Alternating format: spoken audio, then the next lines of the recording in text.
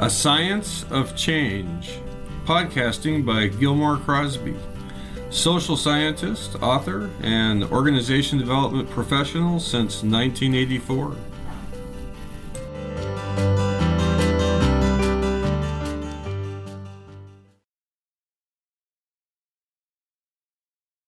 Hi, Gil Crosby here. Good to be with you again. Today I'm going to talk about what seems simple to me, Kurt Lewin and change. And yet, I've heard recently a very prominent Lewin scholar say that it's not easy to understand Lewin.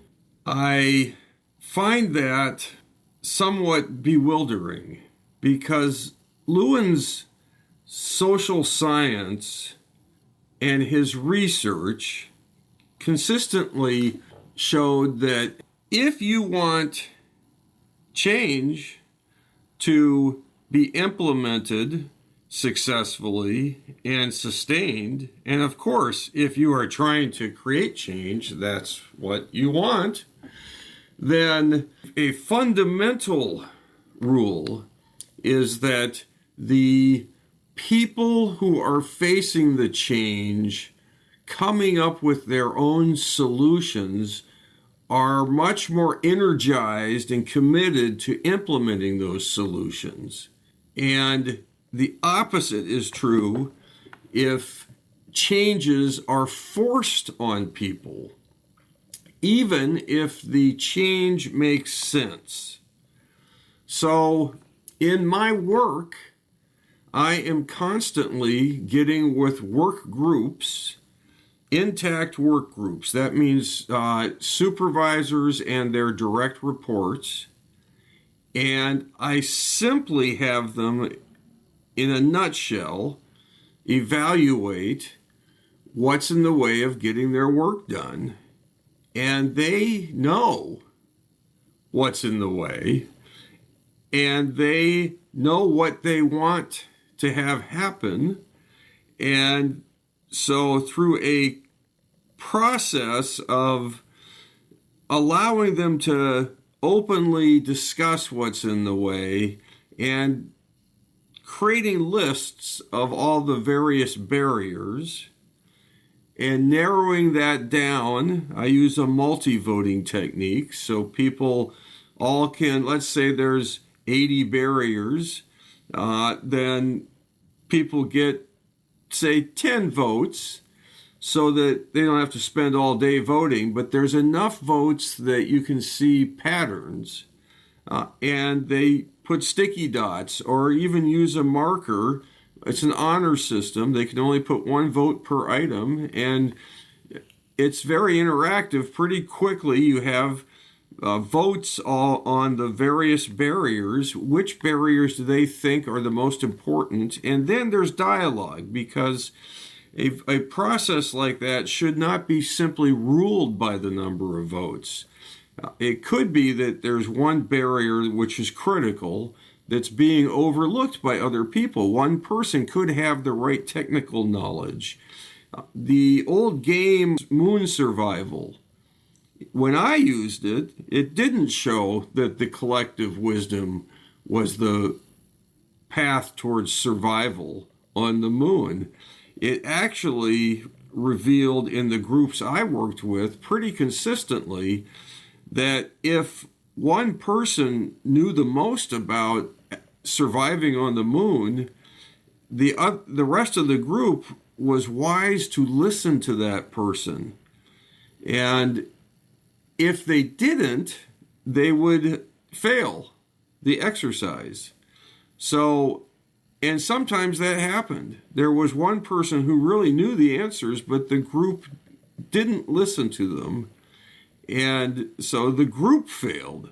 Whereas in other circumstances, the person who knew the most was allowed to lead when it came down to things like, do you keep matches? And I forget all the questions in that exercise, but I didn't know all the answers. And so sometimes the collective wisdom isn't as smart as the individual knowledge. It's a mistake to get dogmatic and say it's always got to be the group. And that's true when you're brainstorming. So at the end, there should be dialogue to make sure you've got like the right list of maybe the top 10 at the most critical barriers to getting the work done. And then you get into a brainstorm, at least in our process, around what can you do about these barriers? And what other actions can you think of that would help you have higher performance in the work that you're trying to do? And when you narrow that down, again through multi-voting, you get, and then through dialogue, same process, then you get a short list of actions that these people facing the problems have come up with, and they are committed to getting it done in a way that they cannot be, it's very unlikely that they will be at least committed to solutions that have been forced on them. They've been in a system for maybe decades, and during that time, they've seen things work and things not work. They've often, almost universally, believed that nobody's listening to them, and it's frustrating. And so there's already what Lewin would call restraining forces inhibiting the likelihood that they'll be able to really embrace change that comes from above or from experts. They're much more likely to embrace an opportunity to apply their own wisdom and experiment. Even if everything they suggest doesn't work, so what? When has everything suggested by management or experts worked? But the process is unleashing the energy of the people to go after and prove that what they're thinking can work, because they want to continue to be listened to and they want the work to go smoother. So this is Lewinian change in a nutshell. I can do that with a work group in a half day, and they're already implementing actions that are within their control, and then other actions have to go up the hierarchy, or they have to meet with other groups. Production has to talk to maintenance about what it would take to make to help each other be as effective as possible. And those conversations generally go smooth because people know they need each other. They just, left to their own druthers, will stay separate and will just complain about the other groups or complain about management. So you have to help create structure for conversations that get outside of the peer group. Structure for engaging the peer group, and then structure for further conversations, the supervisor with the next layer, and so on. That's why, for change to be sustained, as Lewin knew, you have to work with the hierarchy. You have to work with the system of authority that's in place. If you try to create change in a group, even if the group really wants it, but the rest of the system isn't aligned around supporting change, then the odds of the change being sustained are also low. So if you force it on people, it's low. If you try to get it started without alignment, it's low. There is a fad in the change industry, the organization development profession, about emergent change. Well, that's wishful thinking, I believe, from OD people, organization development people, who don't know how to leverage the hierarchy so that there is alignment around change. And it can't always be done. If someone in the hierarchy isn't open, if they aren't asking for help, then you're not likely to get them to really support what you're doing. It's the same principle. If people don't have influence over, if they aren't thinking for themselves, they're less likely to get committed to the activity. It's maybe unfortunate that humans are so easily dissuaded with what is forced upon them, but it is a reliable truth that one is ill-advised to ignore. So there's a lot more that I could say about force field analysis. I just gave you a simple version of force field analysis where groups are identifying driving forces and restraining forces, which in combination are creating homeostasis in the system. And that is, again, a Lewinian concept, that there's homeostasis in nature and there's homeostasis in human systems. If you don't identify what's keeping the system in place and you just try to force change in without that awareness and without addressing those forces, then the odds of change sticking again are low. And one of the likely restraining forces is that management's trying to do all the thinking, and or they're relying on outside experts to do all the thinking. And that is a restraining force that you can break by really engaging the workers at every level, the people doing the actual work. If you engage them in a structured way where their ideas are actually put into action and they are leading the actions, I'll get back to that. I hope I'll get back to that. Then you've already changed the restraining forces. You've already decreased the restraining force of disengagement.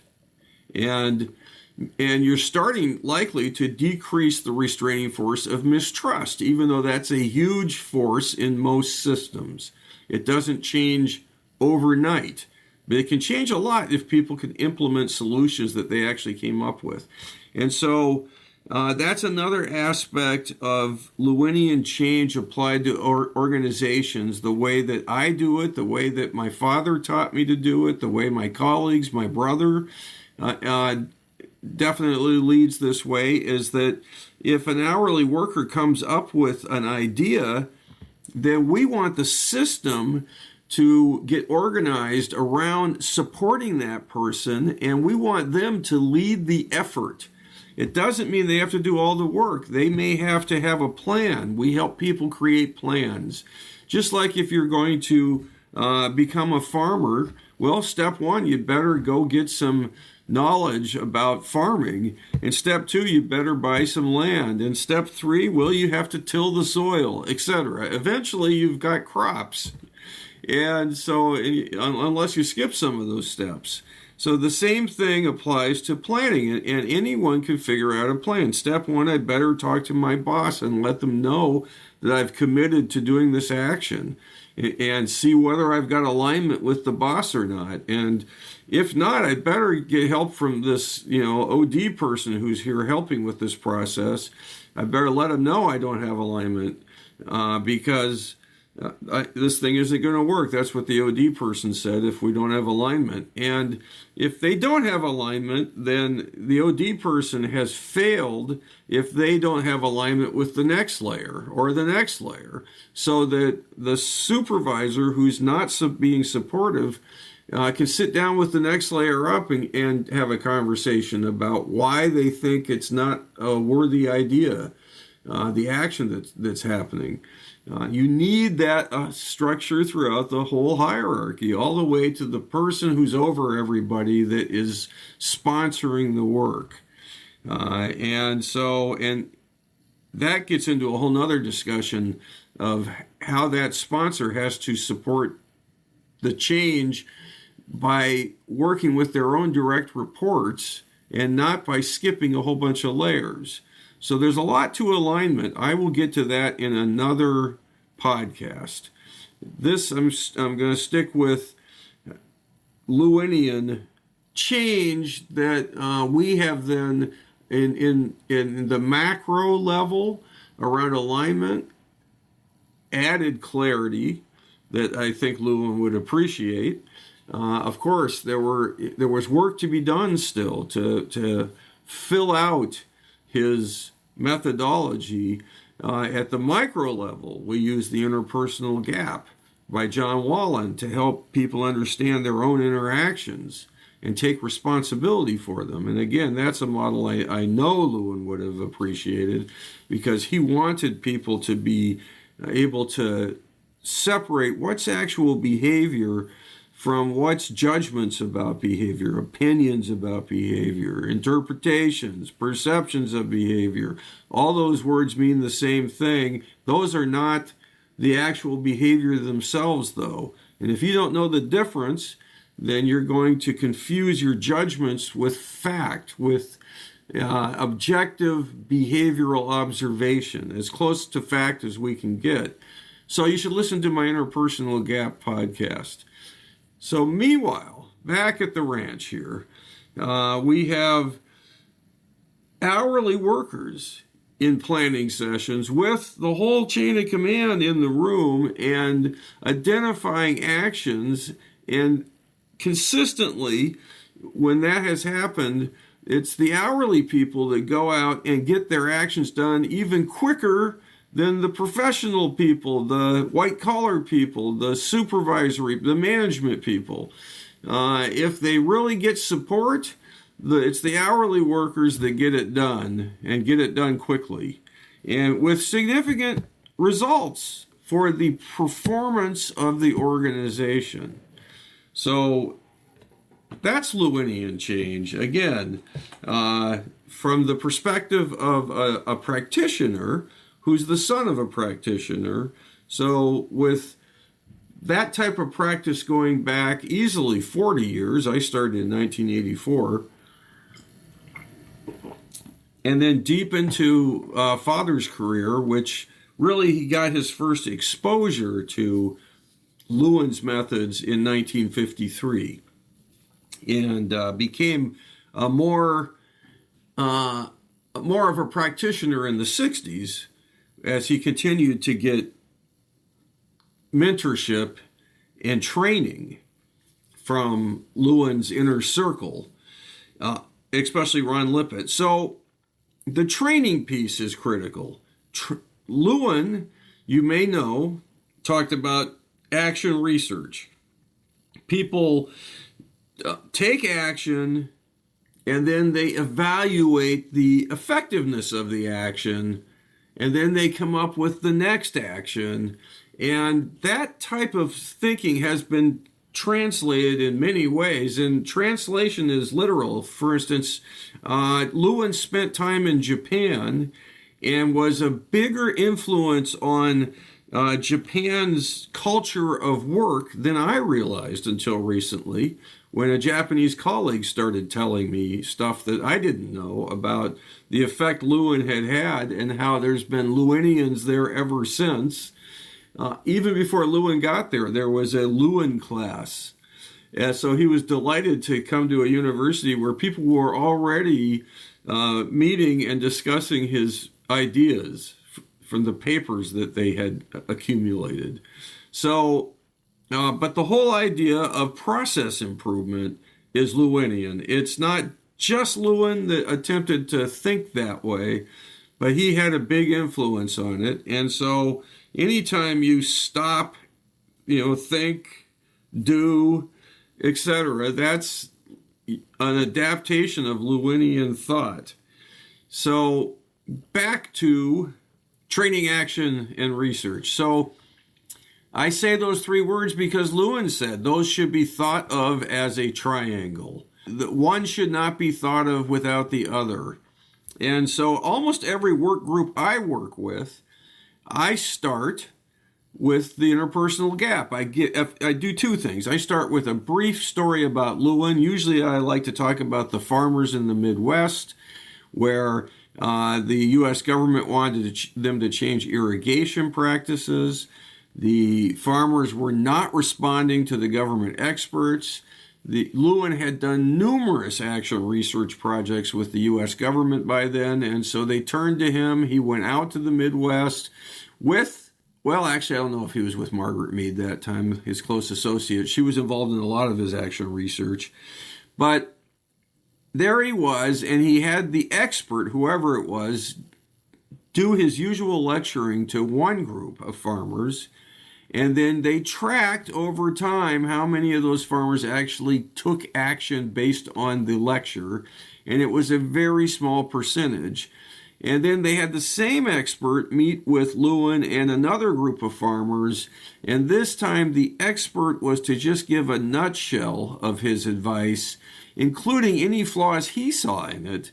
And then Lewin had the farmers talk amongst themselves about what makes sense about the advice, what doesn't make sense, what do they know that the expert does not know, and most importantly, they got to what are actions that the farmers want to take to handle the irrigation during the drought. They had plenty of motivation. It's not that they disagreed with the experts that there was a need.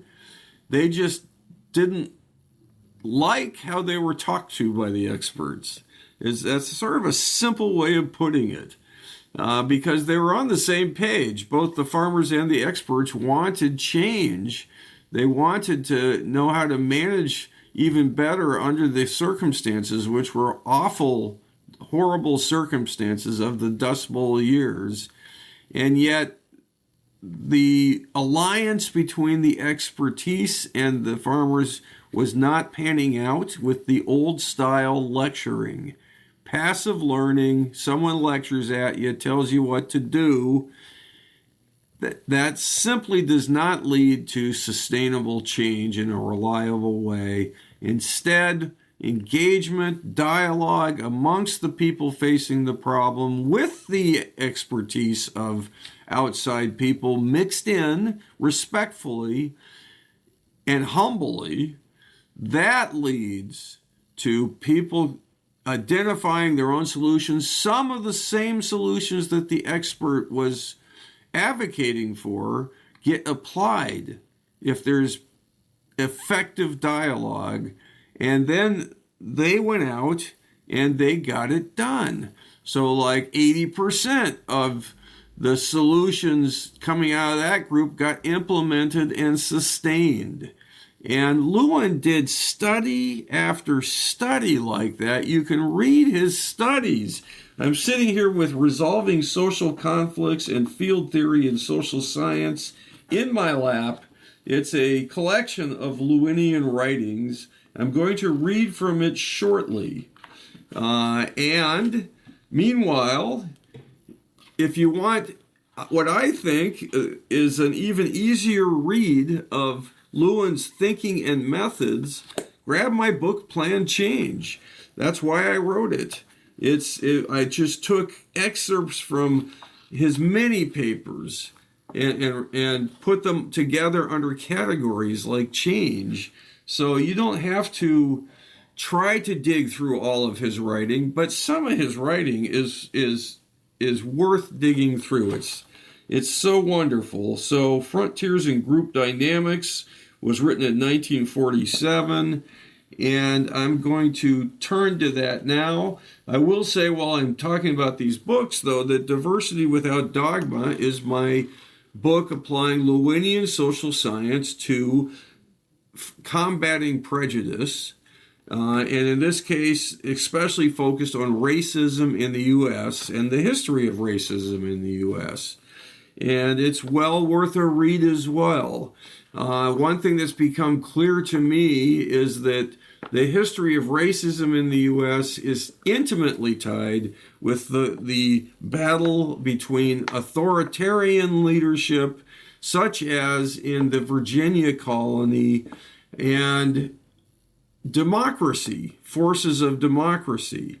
And we are stuck still today in homeostasis between those who prefer a more authoritarian leadership and government, which is the Virginia colony started out with no interest in any high aspirations. Their high aspiration was to make money for the king, and so they were perfectly fine with the structure of royalty.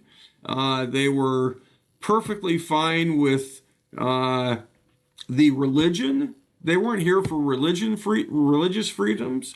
They were members of the Church of England. At least the people in charge were. The people in charge were the British. And then they had with them the Irish as indentured servants. And the Irish had been conquered brutally by the British and had no rights. They were called indentured servants, but they could have been called slaves. They could be beaten, whipped, raped, murdered with no repercussions for the person who had the rights to their servitude.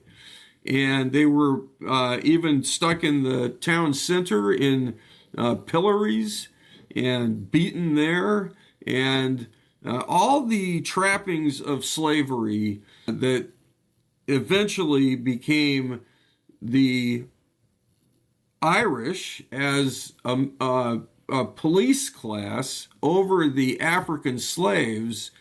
After the Irish and the Africans kept rising up together in rebellion against the ruling classes adapted the system they had in England and divided and conquered intentionally. Those were the very words of Sir Francis Bacon in England. To control the masses, we'll divide and conquer, and we'll have magistrates and police and people in charge of asylums and orphanages, and the whole thing you see in Oliver Twist. That was constructed with intention so that some of the poor became the middle class. They had jobs now, they had income, they had homes. A totally sexist structure. The husband could beat the wife and the children as much as they wanted to without repercussions. Very authoritarian society, and it was stable enough to stay together that way. And so they adapted the same thing in the colonies, certainly in the southern colonies, starting with the Virginia colony, the Virginia Company. And so the whole history of authoritarianism in this country, it began at the very first European footsteps upon the continent. And that is why we've never addressed it effectively. We almost did through the Civil War, but then we allowed the South to return to authoritarianism after the Civil War. Brutal, racist authoritarianism. And so we're still dealing with that because we've never dealt with it.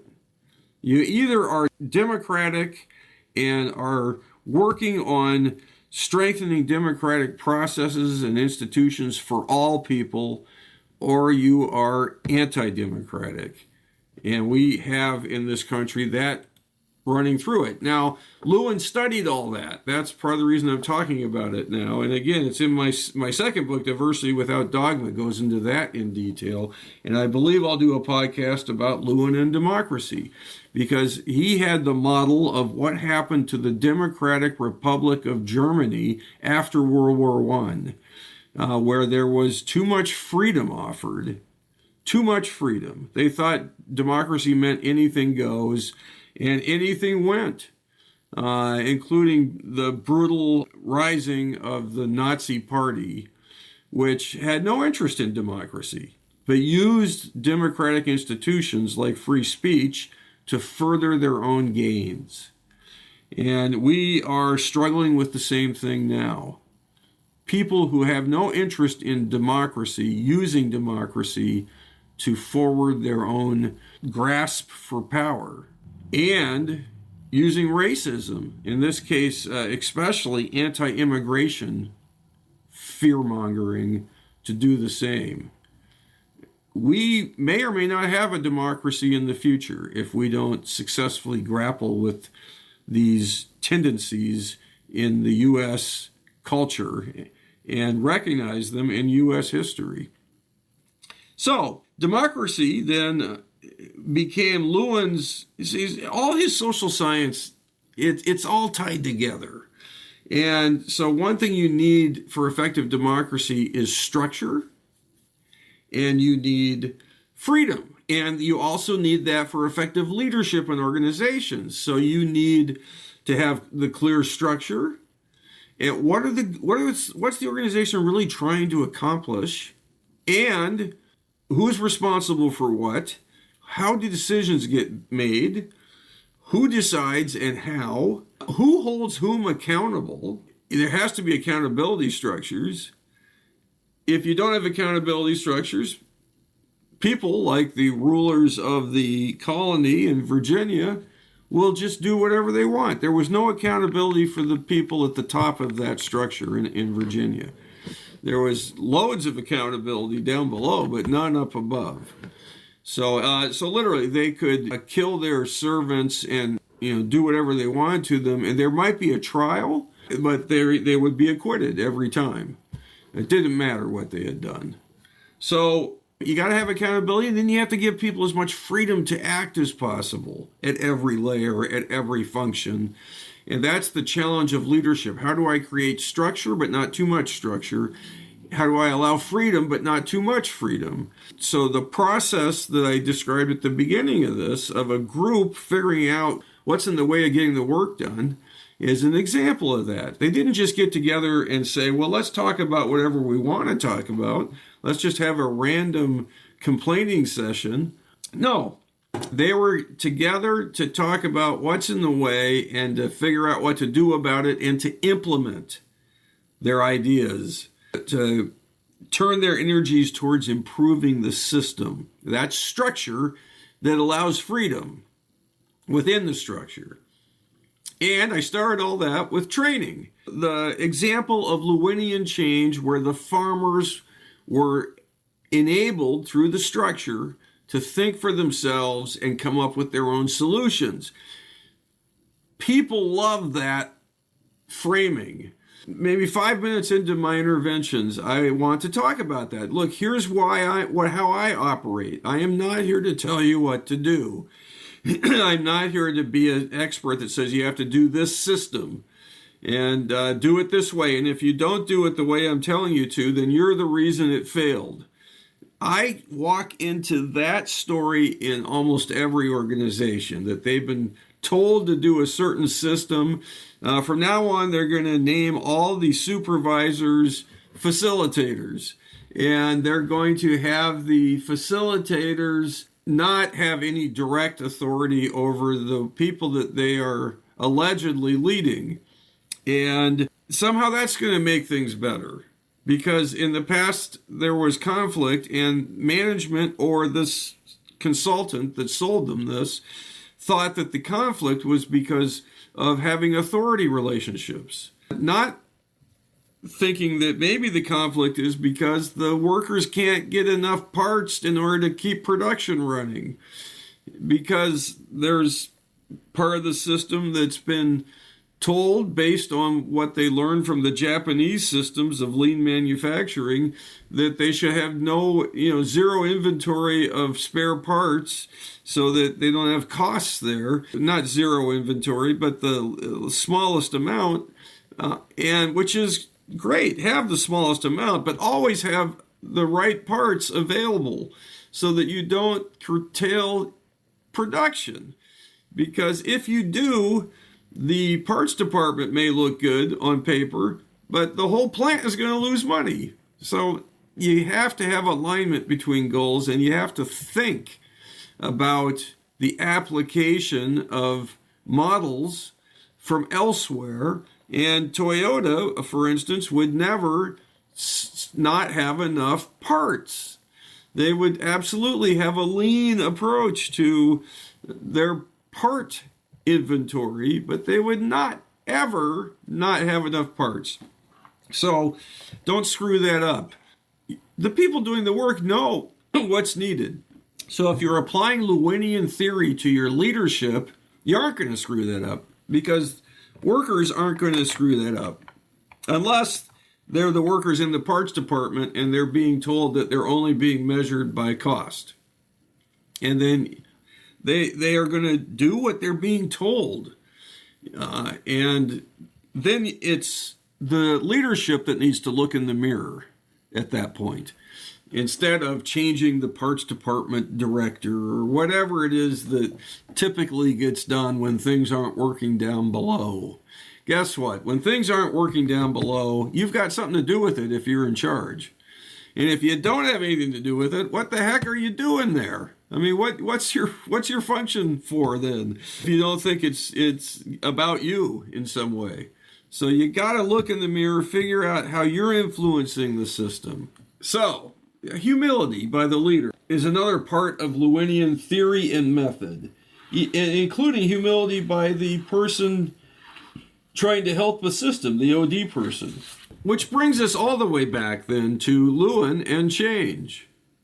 If you want reliable change, then think about this.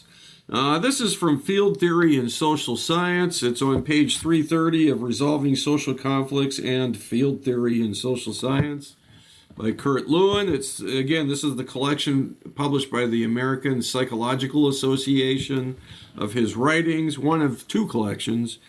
And here it goes. Changing as 3 steps: unfreezing, moving, and freezing of group standards. This is one of the only things people seem to know about Lewin, and yet they often, I think, misunderstand it. It's also known as CATS, change as 3 steps. Lewin never called it that. A change toward, this is Lewin's words here, a change toward a higher level of group performance is frequently short-lived.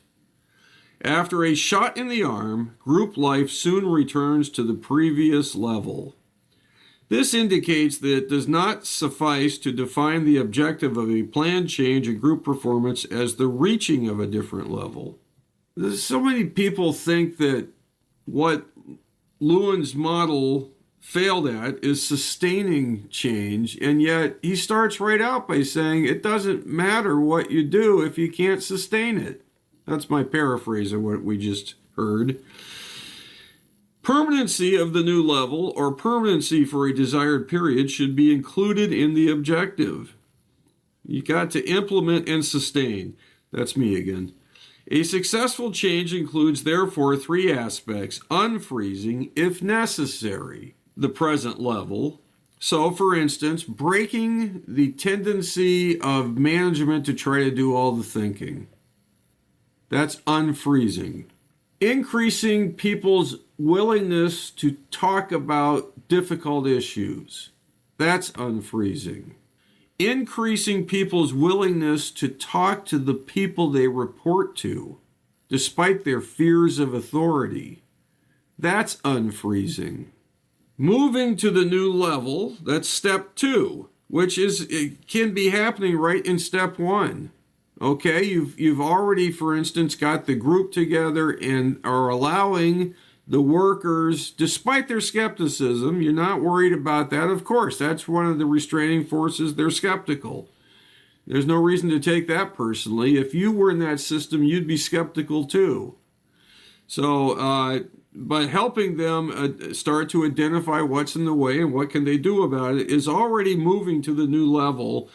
And freezing group life on the new level, that requires breaking the homeostasis in management so that management is truly supporting people implementing action, and they are supporting people bringing up new action as time goes on.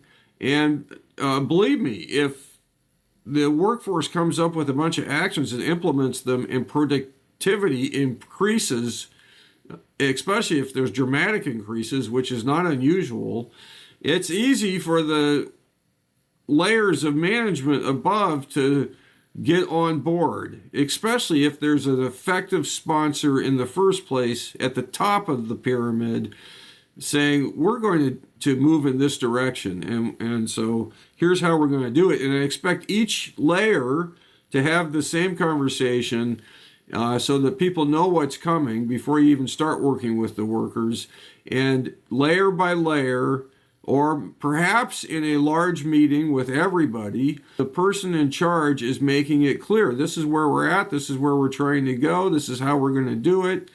You'll be meeting with your work group. You'll be identifying what's in the way of you getting your work done. There'll be this person helping facilitate that process. I know we've tried things before and they failed. We're going to stick with this until it works. Please, I need you to help support this. And so that's it. I'm sticking with it, even though I know there is going to be some skepticism, which is understandable. I don't blame you for that. You need somebody who will step up to that kind of statement.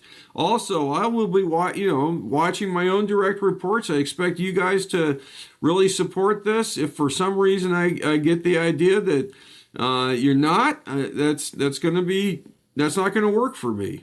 You need to support this, and you need to say the same thing to your direct reports, and so on down the food chain, down the line of accountability, so that we can give this the best shot possible, because we need to get to these business goals. We need to be the lowest cost producer of our product, or whatever it is you're trying to achieve. Okay, moving to the new level, freezing the group life at the new level. Since any level, this is Lewin again, since any level is determined by a force field, permanency implies that the new force field is made relatively secure against change. So he was thinking in terms of driving forces and restraining forces, and he wants the driving force here now to be, for instance, alignment amongst the people in the hierarchy about this approach. And we've already decreased the restraining force of management trying to do all the thinking. So you're creating a new homeostasis that is semi-quasi equilibrium. That means things are always changing. There's no way to stop that. But you want to have the right things be sustained, the right culture, the right outcomes. The unfreezing of the present level, I'm back to reading Lewin again, it's only 3 paragraphs, this thing on changing as 3 steps in field theory and social science.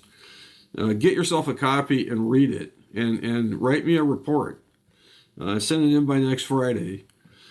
The unfreezing of the present level may involve quite different problems in different cases. Alpart, one of his colleagues, and one of his students and colleagues, has described the catharsis which seems to be necessary before prejudices can be removed. Lewin was a psychologist, by the way. He was trying to figure out the psychology of individuals through the lens of group dynamics. He believed that human beings were heavily influenced by the groups that they are in and by the systems they're in. And you could have more likely success at changing how people think, changing beliefs and values, if the group they are in is changing. Whereas if they're like, let's say they have some prejudice against women. Let's say a man has beliefs about women. The women are somehow inferior to men in certain aspects. And, despite whatever objective information's out there, like maybe the man thinks that the woman is a bad driver. Women are bad drivers. And that's not at all withheld by any objective data.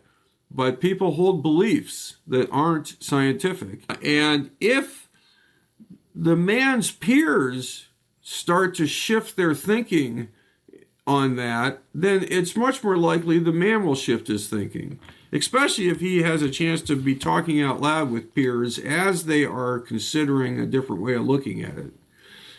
But if people try to lecture at the person to be different, they are likely to stick with their beliefs versus being talked out of it, especially passively, where they're just lectured at and they aren't even being asked to respond. It just doesn't work to try to lecture people out of their beliefs.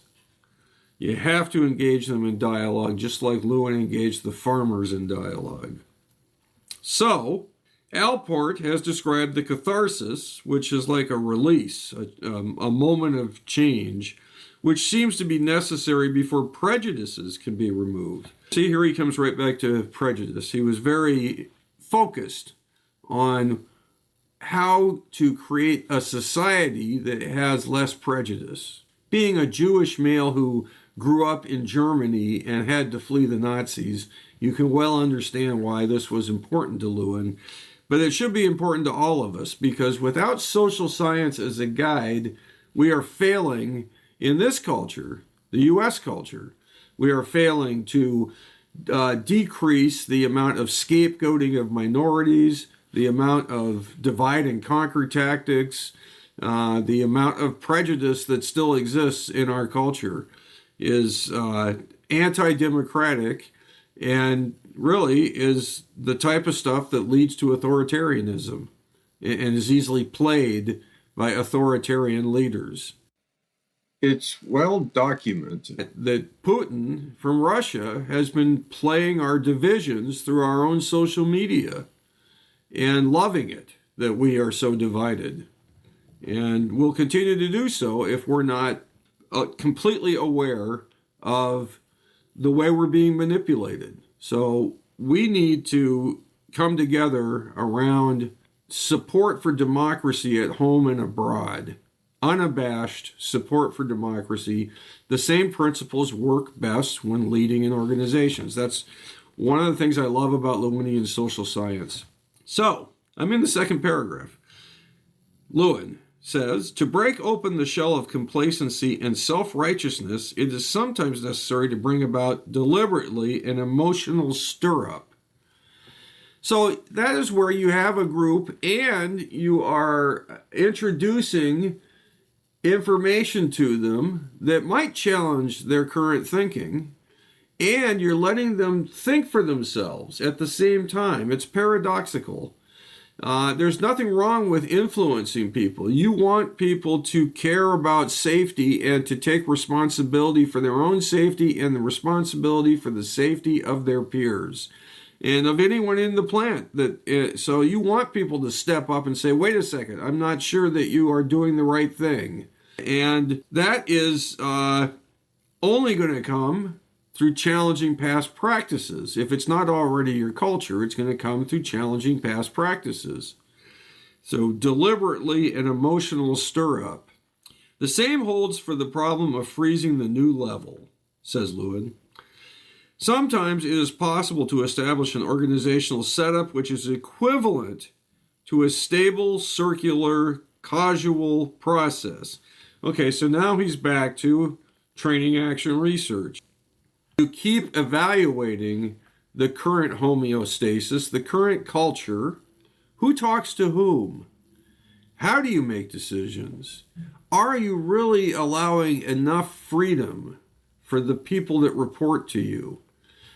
Are you talking to the person you report to about whether you have enough freedom and enough structure? You may need more information from that person. You may need, whatever it is. So it's a continual improvement process.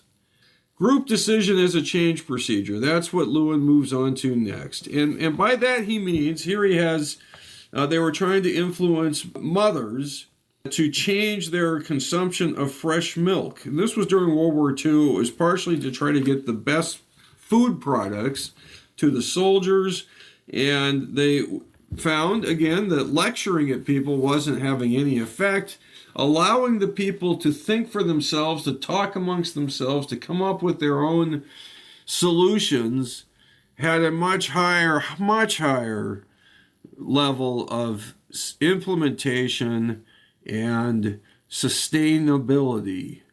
And those are the types of studies that Lewin did over and over throughout his career, and that match my own experience as a practitioner. So since 1984, when I first walked out and used Lewinian methods with the hourly workforce and all the layers above, in a tomato processing plants. And those workers, whether they had a high school education or not, didn't matter. They understood what was in the way of the work and what wasn't in the way. In their own way, they understood it. And they came up with solutions. And the two plants I worked in, the two processing plants, no pun intended, with tomatoes and plants, but the two processing plants exceeded their performance goals.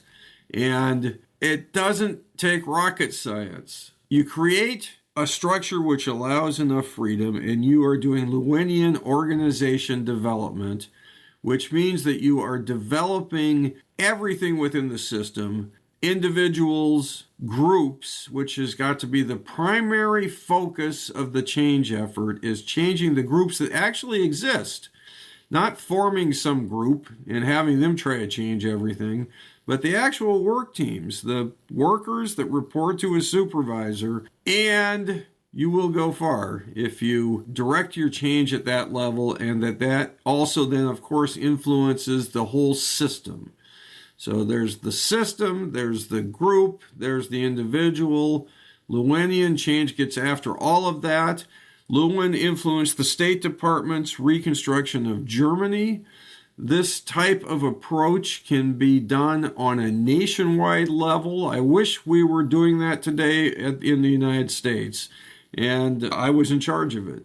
I would gladly lead a reconstruction of the United States with the strengthening of democracy as the goal and the decrease of intergroup tensions like prejudices as part of the addressing of restraining forces. I would love to do all that because it could be done, but I'm not in a position to organize it. Biden, I live right here in Delaware. I'd be happy to talk. We need change, but we need to at least continue on the path we're on right now. We cannot go back to the Trump administration and expect democracy to survive. So if you've listened this far and you are a Republican, I have had all kinds of respect for Dan Evans of Washington State, Senator Dan Evans, for moderate Republicans, Mike Castle of Delaware, for Eisenhower, all kinds of respect for moderate Republicans who really value like fiscal conservatives that are willing to allow people to live their own lives, though. And so I'm all for that. Please run for office, elect some people like that. But extremism that scapegoats people just means that you could be the next person scapegoated. That's what they learned in Germany. First, they came for the communists, is how that actual poem starts, the speech, and by a German pastor who did nothing. First they came for the communists, and he thought, well, that's good. These ungodly communists, it's good that someone's confronting them. Then they came for at the time with eugenics being popular, the next people they came for was what they called the people who could not be fixed. I forget their exact word for it, which included in their mind gays, the LGBTQ community, and I did nothing. I stayed silent. And then they came for the Jews, and I stayed silent. And then they came for et cetera, and then they came for me, and there was no one left to help me. Don't let that be the future of the United States of America, for heaven's sake. Or it could be the future for the whole world, because we do play an important role here. All right, so that's Lewinian social science and change. And okay, so I deviated a little bit into politics, but I'm going to stand by it. Thank you for listening. Hey, I appreciate you listening. This, again, is Gil Crosby. And I want you to take advantage of what's available to you. I have many free materials. I am happy to talk to people about their situations, especially if you're trying to create change, either social change or organization change. We have frequent workshops that are available, T group workshops. If you have never been in a T group with us, then don't miss it in your life. It's many people have said to me, of all the trainings I've ever received, I got this one 30 years ago, and it's the only one that stuck with me. You're learning from your actual interactions with the other participants and with the faculty. The faculty are walking the same talk that they're teaching of behavioral skills. It's a training workshop. That's what the T stands for. This is done in the spirit of the creation of T groups by Kurt Lewin and his associates. It's for groups. It's for teams. That's how it was originally designed. It is a opportunity to learn about theory and put it directly into practice. Again, the original design, you learn things and then you put them into practice. It was not just all ambiguity, which is how some T groups, most are led today, where the faculty hardly says anything. That's not how this is designed. So join us for that. There's always workshops. There's the Leadership Institute of Seattle, which has certificate programs, a two-year program where you will learn from T groups and learn how to do all the organization development work that my father designed, most of it, and I continue that practice alongside my brother Chris and many other associates. So don't be a stranger. There's a lot going on. It's always changing. So be in touch, and it's on the website, crosbyod.com. I look forward to working with you in your organization or as you pursue things like reducing gun violence and decreasing racism in our society. Whatever your goals are, the social science of Kurt Lewin guides how to achieve those goals in a reliable way. And so that's what I apply and practice every day and invite you to.